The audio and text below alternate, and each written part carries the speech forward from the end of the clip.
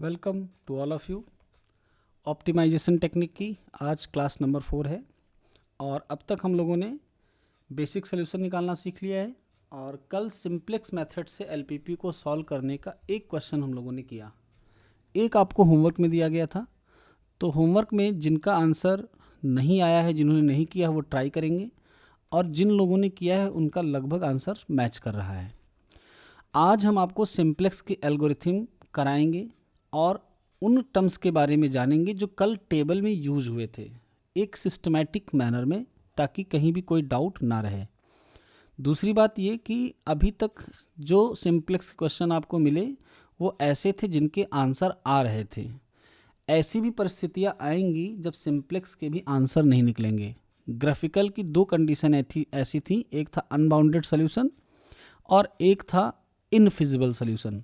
तो सिंप्लेक्स की टेबल में हम इसकी पहचान कैसे करेंगे कि सोल्यूशन इनफिजिबल है या फिर अनबाउंडेड है। तो ये एल्गोरिथम में लिखा हुआ है, इसीलिए आज का स्टार्टअप एल्गोरिथम से होगा। पहले आप पूरी एल्गोरिथम पढ़ेंगे कि सिंप्लेक्स का कॉन्सेप्ट में क्या क्या हमें करना है, उसके बाद हम लोग फिर से अगले सवाल को लगाएंगे। कल चूँकि हम एक सवाल लगा चुके हैं तो एल्गोरिथम को समझने में आज दिक्कत नहीं आएगी। जो टर्म्स या टर्मिनोलॉजी आएगी वो आप कल कर चुके हैं, इसलिए आसानी से समझ में आएगी। तो जो सबसे पहली बात ध्यान देनी है वो ये कि सिंप्लेक्स मेथड कब लगता है, जब हमारा ऑब्जेक्टिव फंक्शन मैक्सिमाइजेशन टाइप का हो और जितने लीनियर कंस्ट्रेंट्स दिए हों वो सारे के सारे कैसे हों, लेस देन टाइप के। अगर एग्ज़ाम में आपको क्वेश्चन ऐसा मिलता है और कहा जाता है कि सिंप्लेक्स से करो, तो पहला काम आपको यही करना है। और आप अपने मन में दूसरी बातें मत लाइएगा। दूसरी बातें कैसे, जैसे ग्रेटर देन दिया है और इधर दिया है 3, जब आप इसको लेस देन में कन्वर्ट करोगे तो माइनस से मल्टीप्लाई करना पड़ेगा। तो ये आने पर क्या होगा, इस साइड का हिस्सा निगेटिव हो गया। अब जब ये निगेटिव हो जाता है तो स्टैंडर्ड फॉर्म नहीं बनती है। तो ऐसे सवाल आपको दिए ही नहीं जाएंगे जिसमें इन तरीके की दिक्कत आए। अगर सिंप्लेक्स से उनको करवाना होगा तो ग्रेटर देन में माइनस लगा के देंगे, फिर आप माइनस से जब मल्टीप्लाई करोगे तो लेस देन के साथ साथ प्लस भी आ जाएगा। तो ये सारी बातें दिमाग में नहीं आनी चाहिए, क्योंकि जो जैसे सवाल बनेंगे वैसे ही आपको दिए जाएंगे। स्टेप पे आते हैं। सबसे पहला काम क्या करना होता है सिंप्लेक्स प्रोसीजर का, हमको formulate an LPP in mathematical form. यानी स्टार्टिंग कहाँ से कर रहे हैं, जब हमको एक न्यूमेरिकल क्वेश्चन दिया जाता है और उसमें ये भी नहीं बताया जाता कि जेड क्या है और कंस्ट्रेंट्स क्या हैं, तो सबसे पहला काम क्या करते हैं, हम उसको मैथमेटिकल फॉर्म में लाते हैं। कोई दिक्कत नहीं, पहला स्टेप सबको क्लियर। दूसरे में क्या है, express the mathematical form of an LPP in the standard form by adding slack variable. अब यहाँ पर सरप्लस की बात ही नहीं की गई, क्योंकि सारे के सारे जब लेस देन टाइप हैं तो केवल स्लैक वेरिएबल आएगा। in the LHS of the constants and assign a zero coefficient to these slack variable in objective function।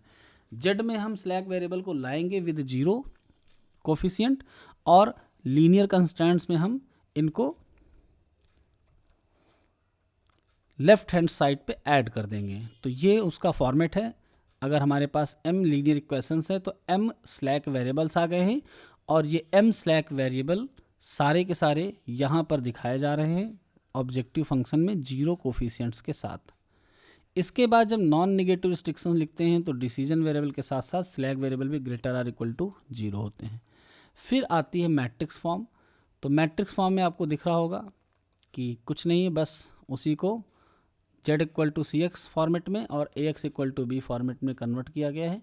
Matrix form के बाद इस मैट्रिक्स ए की जो यहाँ पर आई है, ये वाली मैट्रिक्स, इसकी रैंक अगर m है, जो कि नीचे दी गई है, rank A equal to m, तो हम इस a से m क्रॉस m की एक सब मैट्रिक्स चूज करते हैं इस तरीके से, ताकि उस मैट्रिक्स का डिटर्मिनेंट जीरो ना हो। जब बेसिक सोल्यूशन निकलेगा तो इस बात को याद रखना, डिटर्मिनेंट आपने जो चूज़ की है उसका, जो मैट्रिक्स आपने चूज़ की उसका डिटर्मिनेंट जीरो नहीं होना चाहिए, नहीं तो वो बेसिक सोल्यूशन बनेगा ही नहीं। क्योंकि ऐसा किस लिए कहा गया, कोई आप में से बता सकता है? जब हम ये बी मैट्रिक्स चूज़ करते हैं तो ऐसे लिखते हैं, फिर कैलकुलेशन के लिए बी को इस तरफ भेजते हैं तो इसका इन्वर्स होता है। अगर इसका डिटर्मिनेंट जीरो हो गया तो क्या इन्वर्स निकलेगा? यानी कि सॉल्यूशन पॉसिबल नहीं है, इसीलिए चूज़ की हुई मैट्रिक्स बी का डिटर्मिनेंट 0 नहीं होना चाहिए। बी को आइडेंटिटी चूज़ करने की कोशिश करते हैं। जब ज़्यादा सवालों को आप लगाएंगे तो दिखेगा, जब आइडेंटिटी नहीं मिलेगा तो मजबूरी में हमको दूसरी मैट्रिक्स चूज़ करनी पड़ती है। इसके बाद S1 से लेकर SM तक की जो आइडेंटिटी मैट्रिक्स थी वो चूज़ की गई है और बाकी X1 X2 XM को नॉन बेसिक मानते हुए 0 के इक्वल पुट कर दिया गया है। ठीक है, 10 बेसिक सोल्यूशन कैसे निकलेगा? जैसे ही इनको 0 पुट करेंगे, पहली इक्वेशन S1 की वैल्यू देगी, दूसरी S2 की, ये कल आपने देख लिया। ये S1 से लेकर SM तक के हमारे बेसिक सोल्यूशन आ गए स्लैक वेरिएबल के फॉर्म में। स्टेप 4 पे आते हैं।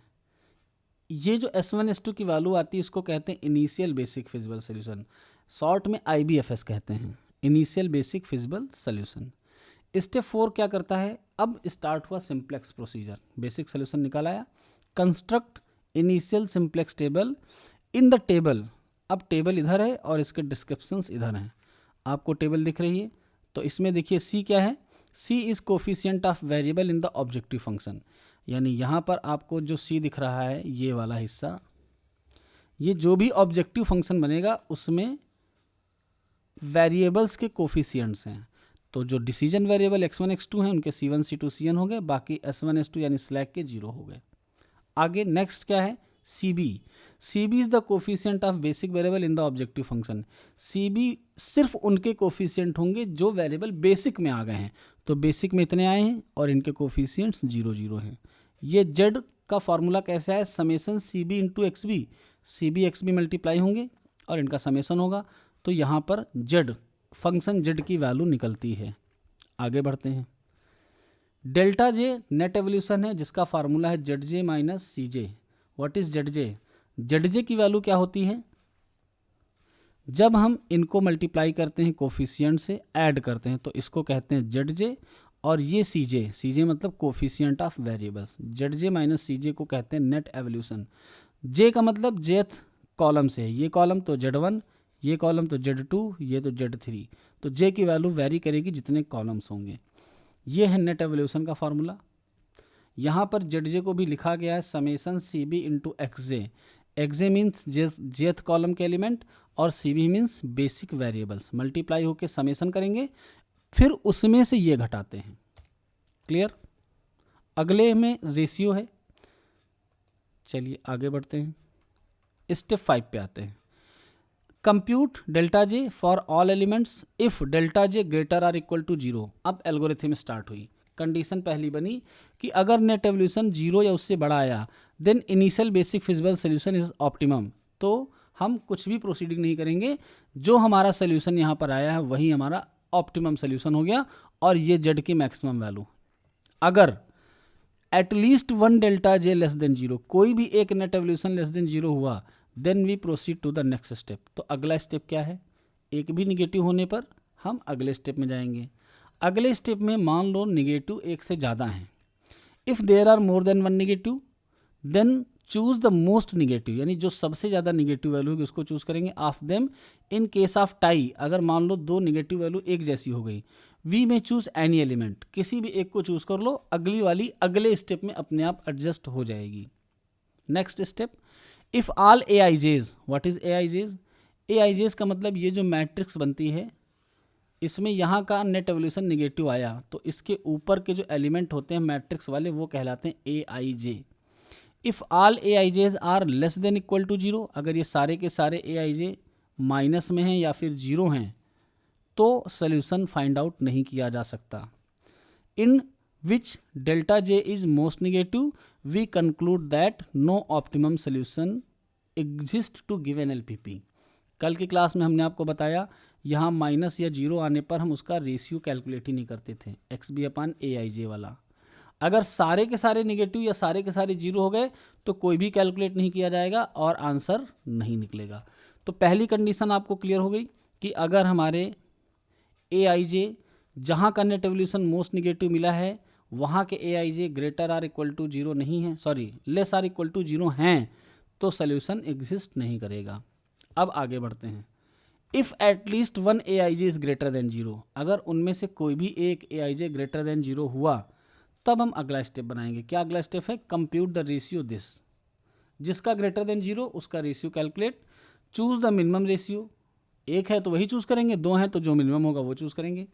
The element corresponding to this minimum ratio is called the pivotal, यानी यहाँ जो मिनिमम आएगा और यहाँ जो मैक्सिमम होगा इसके करस्पॉन्डिंग जो एलिमेंट होगा वो बनेगा पाइवोटल एलिमेंट और पाइवोटल क्वांटिटी। आगे क्या करना है, if it means that the variable corresponding to the column of pivotal quantity, यानी पाइवोटल क्वांटिटी अगर ये बनी तो इसके कॉलम का variable pivotal quantity enter the basis, ये यहाँ पर इंटर करेगा और ये वाला लीव करेगा। Variable corresponding to the row of pivotal quantity leave the basis, ये बेसिस से हटेगा और कॉलम वाला वहाँ पर आएगा। चलिए आगे बढ़ते हैं। स्टेप 8 क्या है, the pivotal quantity is converted to unity, जो पाइवोटल क्वांटिटी आएगी उसको एक बनाएंगे by dividing its row by the pivotal element, अगर पाइवोटल एलिमेंट 2 है तो पूरी रो को 2 से डिवाइड करिए 1 बन गया। Itself and all the other element in its column, और इस पाइवोटल एलिमेंट की कॉलम में जितने एलिमेंट और आ रहे हैं उन सबको क्या बनाना है, जीरो। जीरो बनाते समय ध्यान रखना जो भी मल्टीप्लिकेशन डिवीजन होना है वो सब पाइवोटल वाली रो में होना है, ऊपर की रो में कोई मल्टीप्लिकेशन डिवीजन नहीं होगा, सब इसमें करिए, बस ऊपर वाले से इसको घटाएंगे या ऊपर वाले में इसको जोड़ेंगे, इतना काम। Step 9, identifying the entering variable and departing variable, जो कौन सा वेरिएबल है जो बेसिक में एंटर कर रहा है और कौन सा है जो बाहर जा रहा है, इसकी पहचान करना। इसके बाद the procedure is repeated from step 5, इसके बाद यही प्रोसीजर हम स्टेप 5 से दोबारा रिपीट करेंगे टिल, कब तक, all the delta j's are greater than or equal to 0, जब तक कि सभी डेल्टा जे 0 या उससे बड़े ना हो जाएं, यानी नेट एवोल्यूशन, और ऐसा करते ही it will given an optimum solution, तो हमें एक ऑप्टिमम सोल्यूशन मिल जाएगा। तो स्टेप या एल्गोरिथम सबको समझ में आई। अब कल हम लोगों ने एक क्वेश्चन किया था, आज एक और करेंगे जो थोड़ा सा इससे अलग होगा। तो 411 कल कर लिया था, आज देखते हैं कौन सा क्वेश्चन हम लोग करेंगे। जो 411 कल हुआ था उसका आंसर लगभग कुछ लोगों ने निकाला जो कि इतना आया है, x1 की वैल्यू 0 और x2 की वैल्यू 20 और z मैक्सिमम आया है 200। यहाँ पर एक साइड में मैंने लिखा अल्टरनेटिव, तो इस अल्टरनेटिव की चर्चा हम बाद में करेंगे कि अल्टरनेटिव का मतलब आया क्या है। जब कभी भी अल्टरनेटिव सोल्यूशन आता है तो वो ये दर्शाता है कि x1 x2 की वैल्यूज़ 0 और 20 के अलावा कुछ और भी हो सकती हैं, लेकिन z एक बार जितना मैक्सिमाइज हो गया वो नहीं चेंज होगा, वो यूनिक रहेगा। तो यहाँ पर x1 की वैल्यू 18.75 और x2 की वैल्यू 12.5 भी एक आंसर है, लेकिन इनकी वैल्यू पुट करने पर z पर कोई फ़र्क नहीं पड़ने वाला है। तो इस अल्टरनेटिव की चर्चा हम बाद में करेंगे, पहले हम प्रोसीजर अडॉप्ट करते हैं। आगे बढ़ते हैं। एक क्वेश्चन है जिसको आज हम लोग ट्राई करेंगे और देखते हैं कि इसका आंसर एलपीपी के थ्रू क्या आता है। तो मैं सपोर्ट में रहूँगा, ज़्यादातर मेहनत आपको करनी है, प्रैक्टिस, ताकि आप इसको आसानी से सीख पाएँ। वेरिएबल सबकी बार 2 से ज़्यादा हो गए हैं और इसलिए थोड़ा सा सावधानी के साथ आपको प्रोसीड करना है। तो सबसे पहला काम क्या होता है, स्टैंडर्ड फॉर्म में कन्वर्जन के साथ साथ बेसिक सोल्यूशन को निकालना। जो इक्वल टू आया है उसको एज इट इज़ रहने देना, वहाँ पे कोई स्लैग कोई सरप्लस नहीं आएगा। तो चलिए हम सीधे इसकी मैट्रिक्स फॉर्म बनाते हैं जो स्टैंडर्ड वाली है। क्या आएगा, z equal to C x, c और ये x। तो सबसे पहला काम हम ये करते हैं कि x वाले को लिखते हैं। कितने वेरिएबल हैं, x1 x2 x3, ये तो ऑब्जेक्टिव फंक्शन में है, x1 x2 x3। इसके अलावा नीचे 2 इनइक्वालिटीज़ हैं जिसमें 2 स्लैग वेरिएबल आएंगे। इन 2 स्लैग वेरिएबल के जो कोफिशिएंट्स हैं वो क्या हो जाएंगे, s1 एंड s2। ओके, सबसे पहले जब हम इन बेसिक वेरिएबल्स को लिख लेंगे, अब आते हैं इनके कोफिशिएंट्स पर। तो इनका कोफिशिएंट्स हो गया 107 एंड 1 2 0 0, क्योंकि ऑब्जेक्टिव फंक्शन में स्लैग का कोफिशिएंट 0 रहता है। अब आप लोग की स्टार्टिंग यहाँ से नहीं होगी, जब एग्ज़ाम में आप लोग करोगे तो वैसे ही प्रोसीड करना जैसे नोट्स में किया गया है। ओके, इसके बाद आते हैं एक्स इक्वल टू बी पर। तो एक्स इक्वल टू बी में एक मैट्रिक्स बनेगी ए, एक्स वाली तो सेम रहेगी as it is, x1 x2 x3 s1 s2। x4 है क्या? x1 x2 x4 x1 x2 x3, ठीक है। x4 है तो हम एक वेरिएबल यहाँ पर और लाएंगे x4 और यहाँ पर एक 0 बढ़ाएंगे इस जगह पर, ठीक है। यहाँ पर भी फिर x4 ले आते हैं और ये s1 बन जाएगा, ये s2 बन जाएगा। ऊपर x4 नहीं है, नीचे x4 आया है, इस वजह से x4 हमको बेसिक में 0 कोफिशिएंट के साथ डालना पड़ेगा, ठीक है। चलिए बात करते हैं इस मैट्रिक्स A की। अच्छा, इक्वल टू में B आएगा, तो B में हमारे पास 7 है, 5 है और 0 है। A मैट्रिक्स में सबसे पहले x1 यानी 14, x2 यानी 1, x3 -6, फिर x4 की वैल्यू 3 और s1 यहाँ नहीं है, s2 यहाँ नहीं, तो ये 0 0 हो गया, ठीक है। नेक्स्ट वाली में 16, इसकी 1/2, इसका हो जाएगा -6, x4 है नहीं तो 0, s1 है तो इसका 1 और फिर s2 का 0 और इस तरफ 5। लास्ट वाली रो में 3 -1 -1, x4 नहीं है 0, s1 भी नहीं है, इसी क्रम में चलना जो ये क्रम बना है, s1 भी नहीं है 0 और s2 है तो s2 का हो गया यहाँ पर 1।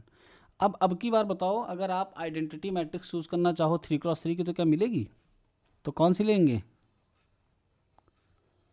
ये वाली, ठीक है। समझ गए ना सब लोग? तो जब ये मैट्रिक्स भी हम चूज करेंगे तो ये मैट्रिक्स किससे किससे जुड़ी है, जरा देखो। x4 से जुड़ी है, s1 से जुड़ी है और s2 से जुड़ी है। ये x4, s1 और s2। तो इस मैट्रिक्स को जब हम चूज करेंगे तो इन तीनों को 0 पुट कर देंगे, यानी x1 x2 और x3 को 0 पुट कर देंगे। जब इन तीनों इक्वेशन में x1 x2 और x3 0 पुट किए जाएंगे तो जरा देखिए रिजल्ट क्या मिलने वाला है। पहली वाली से मिलेगा x4 = 7/3। दूसरी वाली में जब हम 0 पुट करेंगे तो s1 = 5 मिलेगा और तीसरी वाली में जब x1 x2 x3 0 पुट करेंगे तो s2 की वैल्यू कितनी मिल जाएगी? तो ये आ गए हमारे बेसिक सॉल्यूशन। क्या सबको क्लियर? Yes sir. अब हमारी बनेगी पहली इनिशियल सिंप्लेक्स टेबल। तो इनिशियल सिंप्लेक्स टेबल के जितने भी एलिमेंट हैं वो धीरे धीरे आपको याद हो जाएंगे। सबसे पहले आता है CB, फिर आता है XB और यहाँ पर आता है C।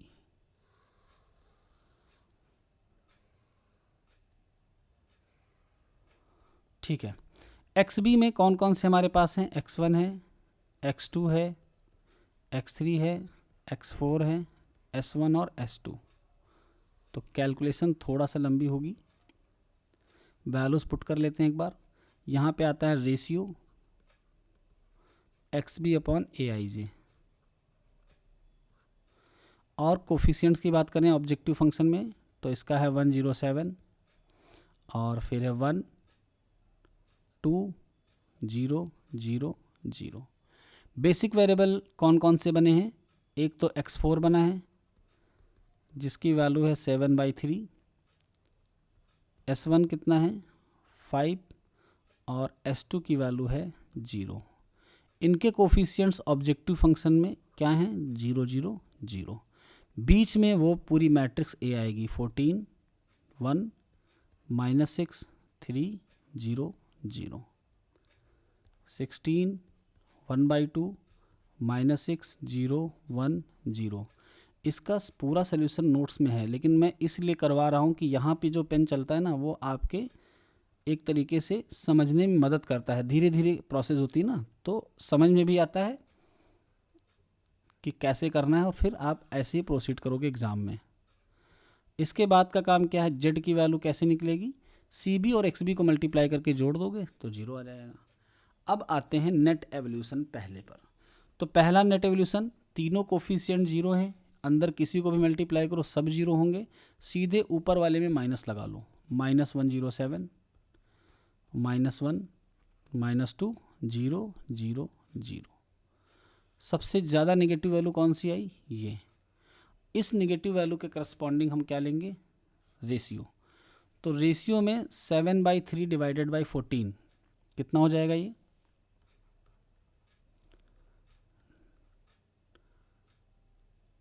है ना, इतना ही तो होगा।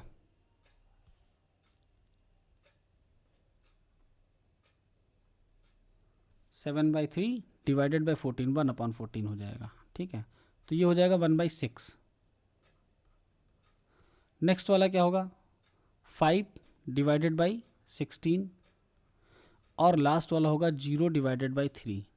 तो जो सबसे कम रेशियो आया वो कौन आया, 0 आया। 0 का मतलब ये वाला जो वेरिएबल है x1 वो बेसिस में एंटर करेगा, और ये s2 क्या करेगा, बेसिस से लीव करेगा। ये बन गया पाइवोटल क्वांटिटी। अब कैलकुलेशन के हिसाब से पाइवोटल क्वांटिटी को 1 बनाएंगे, और इसके ऊपर और नीचे जो भी एलिमेंट आएंगे इस मैट्रिक्स में, जो अंदर वाली मैट्रिक्स है, उनको क्या बनाएंगे, 0 बनाएंगे। तो चलिए कैलकुलेशन का जो बाकी पार्ट है वो हम नोट्स पर देखते हैं।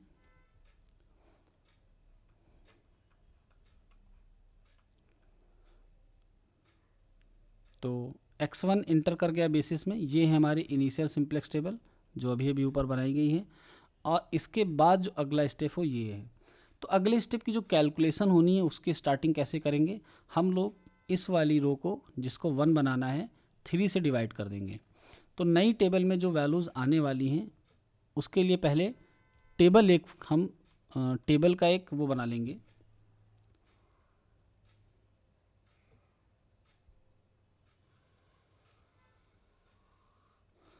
चलिए यहाँ पर क्या आएगा, एक्स बी, यहाँ पर सी और यहाँ पर सी बी। कैलकुलेशन सारी हम पीडीएफ से करेंगे, बस यहाँ पर स्टार्टअप कर लेंगे x2, x3, x4, s1 और s2। यहाँ पर जो s2 है इसकी जगह पे कौन एंटर कर रहा है, x1। तो अभी वैल्यूज़ किसी के नहीं लिखना है क्योंकि सारी वैल्यूज़ रिकैलकुलेट हो जाएंगी, सिर्फ क्या नहीं चेंज होगा, इनका कोफिशिएंट्स। तो x4 का कोफिशिएंट 0 था, s1 का 0 था, x1 का है 107, यहाँ पर आएगा z। यहाँ भी कोफिशिएंट सेम रहेंगे, 107, 1, 2, 0, 0 एंड 0। अब नए रोज़ लिखेंगे पाइवोटल को बनाते हुए। तो जब इस पूरी रो को 3 से डिवाइड करेंगे तो 0 को डिवाइड करने पर ये 0 ही रहेगा, ये हो गया 1, ये -1, -1, 3 से डिवाइड कर रहे हैं तो अपॉन में 3 आ जाएगा, यहाँ 0, 0 एंड 1/3। चलिए आगे की वैल्यूज़ देखते हैं। अब जब हमको ये 16 वाला 0 बनाना होगा तो सबसे पहला काम क्या करना, एग्ज़ाम में आप लोग इस बात पे ध्यान देना कि कैलकुलेशन गलत ना होने पाए। पहले हम इस रो को लिख लेंगे जिसको हमको 0 में कन्वर्ट करना है, इसके नीचे पाइवोटल को लिखेंगे इस तरीके से कि ये 0 बन जाए। तो पाइवोटल में 1 आ चुका है, अगर हम पाइवोटल को 16 से मल्टीप्लाई करते हुए लिखें तो इस तरीके से लिखेंगे 0, 0 एंड 16/3। तो पाइवोटल हो गई 16 से मल्टीप्लाई। अब इसको 0 बनाने के लिए यहाँ से पाइवोटल को सब्ट्रैक्ट कर दो, 5, 0। बाकी की कैलकुलेशन करनी पड़ेगी एग्ज़ाम में भी। अब बस इतनी सी दुआ करना कि एग्ज़ाम में जो कैलकुलेशन आए वो फ्रैक्शन वाली ना आए, फ्रैक्शन वाले में टाइम थोड़ा सा बढ़ जाता है। यह आ गया 16/3 - 6, 0, 1 एंड -16/3। ये हमारी नई कॉलम आ गई यहाँ वाली, जहाँ पर ये एलिमेंट 0 बन चुका है। इसके बाद जब इसको 0 बनाएंगे तो यहाँ 14 है, फिर से पाइवोटल को 14 से मल्टीप्लाई करके ऊपर वाली रो से सब्ट्रैक्ट करना होगा। चलिए आते हैं सॉल्यूशन पे। तो जो सेकंड स्टेप हुआ, सेकंड स्टेप में जब हमने इनको 0, 0 बना लिया तो 0, 0 बनाने के बाद फिर से नेट एवोल्यूशन कैलकुलेट किया गया, और अब की बार जो मोस्ट निगेटिव वैल्यू निकली वो ये निकली। अब इसके करस्पॉन्डिंग रेशियो लेने की बारी आई, लेकिन इसके जितने AIJs थे सारे के सारे क्या हो गए, नेगेटिव हो गए। और नेगेटिव होने का मतलब सॉल्यूशन डज नॉट एग्जिस्ट, इस LPP का सॉल्यूशन निकाल पाना संभव नहीं है। तो एक ये वाला कॉन्सेप्ट सबको क्लियर हो गया। अब आप लोगों को जो फोकस करना है वो इनकी प्रैक्टिस पे। हाँ बोलो अना। इसमें जो वो लगाते हैं मतलब ऑपरेशन जो पाइवोटल क्वांटिटी को 1 बनाना होता है, सर इसमें मैट्रिक्स पूरी XB से लास्ट वाले कॉलम तक होती है ना? नहीं, रेशियो छोड़ के यहाँ से यहाँ तक, यहाँ से लेकर यहाँ तक, S2 तक। हाँ, रेशियो नहीं लेते इसमें, ठीक है। Okay sir, okay. ठीक है, और कोई किसी को डाउट? अब आपको जो आगे के क्वेश्चंस हैं वो प्रैक्टिस के लिए दिए जा रहे हैं। 414 के 2 पार्ट हैं और ये शायद IAS में आए हुए हैं, तो इनकी प्रैक्टिस करना, देखना कैसे ये होते हैं सिंप्लेक्स के थ्रू। सॉल्यूशन सारे नोट्स में है, आपको सिर्फ अपनी कॉपी पे प्रैक्टिस करते हुए लिखना है, ठीक है। इसके बाद क्वेश्चन नंबर 415, ये भी आपका होमवर्क है, इसकी प्रैक्टिस करनी है सेम तरीके से। कोशिश करना कि घर पे करते समय शॉर्ट ट्रिक मत अपनाना, पूरा मेथड करना, इससे आदत भी पड़ेगी और जो आपके आंसर्स आएंगे वो भी रिलायबल होंगे। कहीं गलती होगी नहीं जब पूरा मेथड अप्लाई करोगे, शॉर्ट में होगा गलती हो सकती है। अब अल्टरनेटिव ऑप्टिमम की चर्चा हम अगली क्लास में करेंगे। सिंप्लेक्स की इस क्लास के बाद अगर आप लोगों का ये पूरा सिस्टम एक्टिवेट रहता है, यानी सारी चीज़ें आप सीख गए हो, कहीं कोई गलती नहीं हो रही, आंसर्स आ रहे हैं, तो जो अगला टास्क है तुम लोगों के लिए वो ये है कि पेपर में आए हुए सिंप्लेक्स के क्वेश्चंस आपको करने हैं। अब पेपर हमने पहले से ही अपलोड कर रखे हैं साइट पे, आप जाइए और पेपर को देखिए। मैं दिखा देता हूँ पेपर तुम लोगों को। तो ये पेपर जो आपका है ये पहले आता था ऑपरेशन रिसर्च के नाम से। ऑपरेशन रिसर्च एक बड़ा पेपर था जिसके कुछ हिस्से को निकालकर अगले सेमेस्टर में कर दिया गया है। तो इसमें आपको सिर्फ अपने मतलब का ढूंढना है। पहला है define basic solution, when does it becomes degenerate. अब इसमें आपको एक एग्जांपल लेकर इसका प्रूफ करना होगा। State the linear programming problem in standard and canonical form, इसमें भी एक एग्जांपल लेकर आपको स्टैंडर्ड कैनोनिकल दिखाना होगा। अगर आपको एग्जांपल नहीं लेना है तो जो मैंने थ्योरेटिकल पार्ट कर रखा है उससे भी आप इसको दिखा सकते हैं, ठीक है। ड्यूअलिटी पे जब आएंगे तब इसकी चर्चा करेंगे।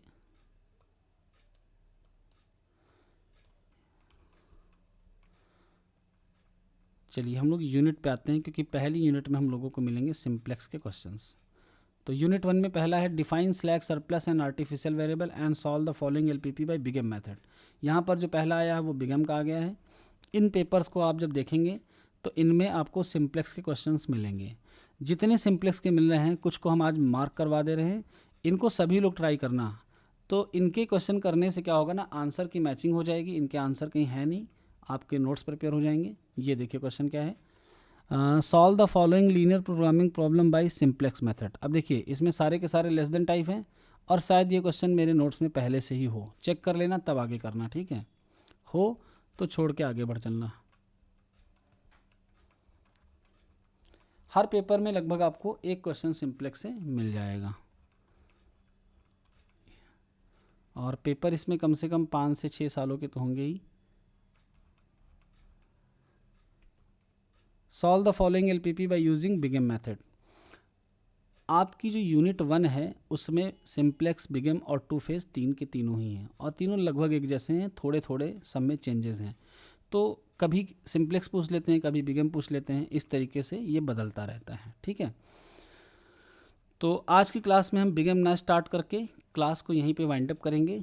आप लोग सिंप्लेक्स के क्वेश्चन को ढूंढकर उनकी प्रैक्टिस करेंगे, फिर जैसा होगा, अगर अगली क्लास में सिंप्लेक्स पे आपका कमांड हो गया तो हम बिगम स्टार्ट कर देंगे। आज की क्लास यहीं तक। किसी का कोई डाउट? ओके, थैंक यू, जय हिंद।